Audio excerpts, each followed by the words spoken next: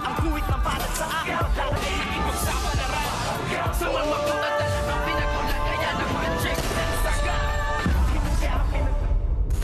Good morning and welcome sa aking munting channel. Muli ngang pinuntahan ni Pablo itong si Bubbles upang imbitahin na kumain nga muli sila sa labas at ipakikilala siya sa kanyang pamilya at lalong-lalo na sa kanyang lola, mamita. Ipakikilala siya bilang kanyang nililigawan at dito nga ay nakarating na sila sa bahay nga nila Pablo at dito ay ipinamkilala nga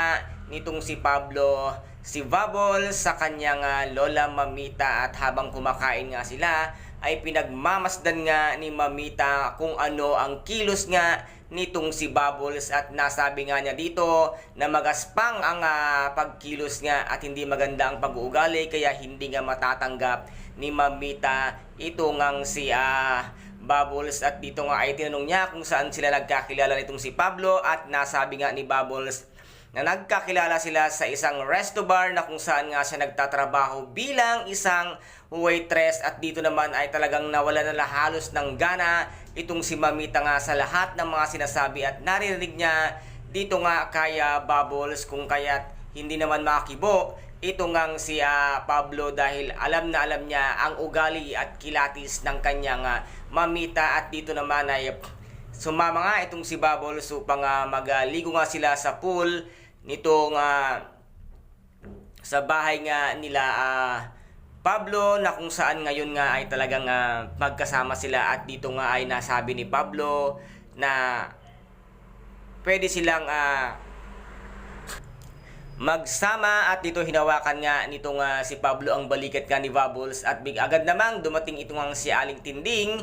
at nakita nga niya ang nangyari at dito nga ay nasabi niya ni Pablo kay Aling Tinding na wag kang basta pumusulpot at pumapasok dahil kung hindi ako mismo ang maglulublob sa'yo dyan nga sa pool. Ito ang sinabi nga ni Pablo kay Aling